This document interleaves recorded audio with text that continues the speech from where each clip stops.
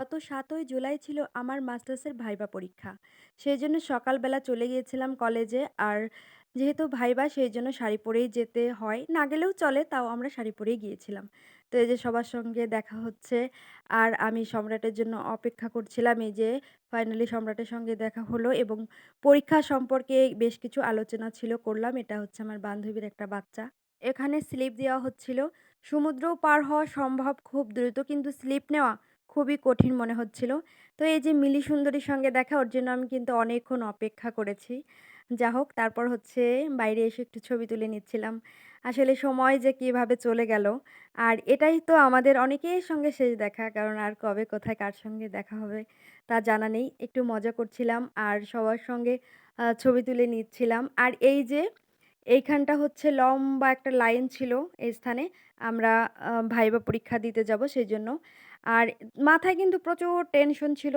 তার মাঝে সবার সঙ্গে গল্প করছি, স্মৃতি স্মরণ করে রাখছি, ছবি তুলছি।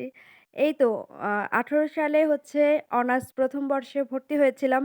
কিভাবে যে বছর কয়েকটা কেটে গেল আ বুঝতেই পারলাম না। আসলে সময় এরকমই।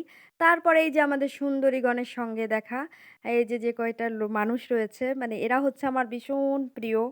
তো ওদের সঙ্গে তো দেখাই করতে পারিনি, কথাই বলতে পারিনি। তার পরবর্তীতে ওদের সঙ্গে দেখা হয়েছে। কিন্তু ওদের আমি খুব মিস করছিলাম। ওরা একেকজন একেক স্থান থেকে এসেছে সেজন্য। আর এই যে আমি একটু মজা করে সবার ইন্টারভিউ নিচ্ছি। তো সবাই তো খুব ফানি ভাবে উত্তর দিচ্ছে। ওই ৭ই জুলাই ছিল আমার কাছে খুবই আনন্দের দিন, আবার খুবই দুঃখের দিন। কারণ এই যে আর কারো সঙ্গেই সেভাবে তো দেখা হবে না। তো সেটাই আমরা একটু আলোচনা করছিলাম।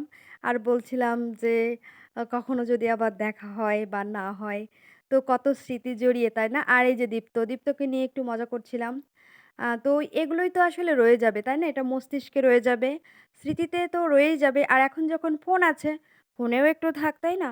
সেইজন্যই মূলত ভিডিও করা। তারপর হচ্ছে আমি আবার দ্রুত চলে আসবো বাড়িতে, সেইজন্য ওদের সঙ্গে আর বেশি সময় থাকা হয়নি আমার। আমি খুব দ্রুতই চলে এসেছিলাম। আর আমার একটু ইচ্ছা ছিল এরকম করে ভিডিও করব। কিন্তু কাউকে তো পাচ্ছিলামই না। খুবই কষ্টে সবাইকে হচ্ছে জড়ো করে এই ভিডিওটা করেছি। ভিডিওটা একদমই ভালো হয়নি। তারপরেও করেছি। ইচ্ছা, সেইজন্য ইচ্ছা পূরণ করেছি। তো পরিশেষে এটাই চাওয়া, সবাই যে যেখানে থাকুক, ভালো থাকুক। সবার ভবিষ্যতের শুভকামনা জানিয়ে এই দিনটি কিন্তু শেষ হয়ে গেল আমাদের। আর আমার ভাইবা পরীক্ষা কিন্তু খুবই ভালো হয়েছিল।